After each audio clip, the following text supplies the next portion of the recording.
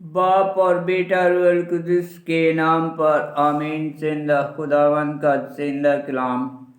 SQL नबी की किताब उसका 3 बाब। फिर उसने मुझसे कहा, ऐ इब्ने बशर, जो कुछ तूने पाया है उसे खा ले, इस तुम्हार को खा जा और इसराइल के घराने से कलाम कर। तब मैंने अपना मुंह खोला और उसने वो तुम्हार मुझे खिलाया और मुझसे कहा, इब्ने बशर, अपने पेट को खोला और अपना बदन इस तुम्हार से जो मैं तुझे देता हूँ भर ले। तब मैंने खाया तो वो मेरे मुंह में शीरनी के बायस शहद की मानंद था। फिर उसने मुझसे कहा, ऐ इब्ने बशर, रवाना हो और इसराइल के घराने के पास जा और मेरी बातें उनसे कह दे, क्योंकि तू मुश्किल लसान और धुंध जबान की कौम के पास नहीं बल्कि इसराइल के घराने के पास जाता है, और ना बहुत सी ऐसी उम्मतों के पास जिनकी शक्ल लसान और धुंध जुबान है और जिनकी बात तू समझ नहीं सकता। अगर मैं तुझे उनके पास भेजता तो क्या वो तेरी ना सुनती? लेकिन इसराइल का घराना तेरी सुनने से इनकार करेगा, क्योंकि वो मेरी सुनने से इनकार करते हैं। क्योंकि इसराइल का तमाम घराना सख्त पशानी और संग दिल है। देख, मैंने तेरा चेहरा उनके चेहरे से और तेरी पशानी उनकी पशानी से ज्यादा सख्त कर दी है। मैंने तेरी पशानी को अलमास की मानंद और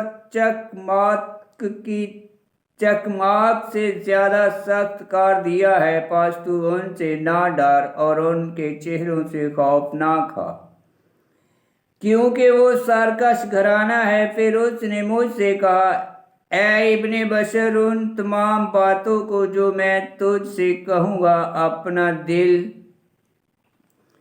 लगाकर कान से सुन और रवाना हो जा और असीरों यानी अपनी कौम के फर्जंदों के पास जा और उनसे कलाम करके कह दे कि माला खुदामंद यूं फरमाता है, ख्वाह वो सुने ख्वाह ना सुने।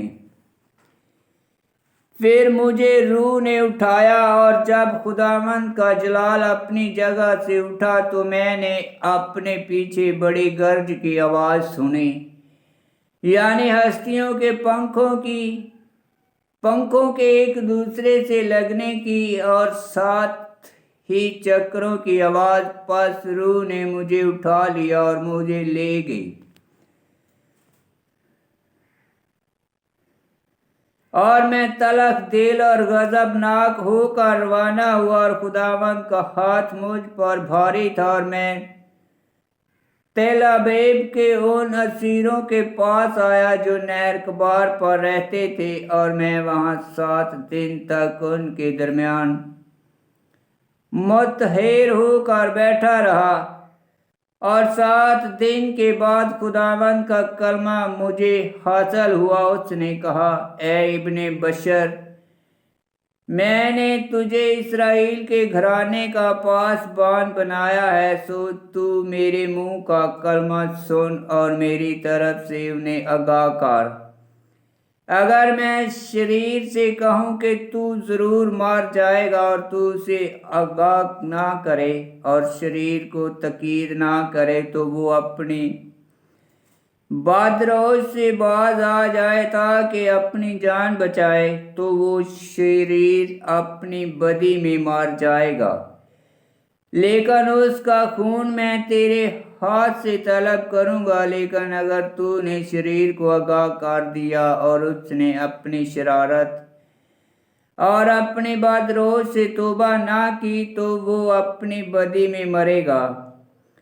लेकिन तूने अपनी जान को बचा लिया, और अगर सादक अपनी रास्तबाजी से फिर जाए और बदी करे और मैं उसके सामने ठोकर रखूं, تو وہ مرے گا، چونکہ تو نے اسے آگاہ نہ کیا، اس لیے وہ اپنے گناہ میں مرے گا، اور صداقت کے جو کام اس نے کیے وہ یاد نہیں کیے جائیں گے۔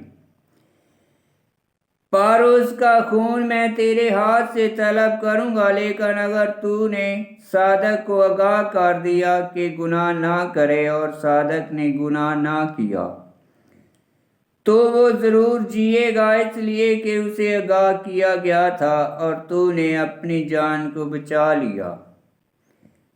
اور وہاں خداوند کا ہاتھ مجھ پر تھا، اور اس نے مجھ سے کہا، اٹھ میدان میں نکل جا، اور وہاں میں تجھ سے کلام کروں گا۔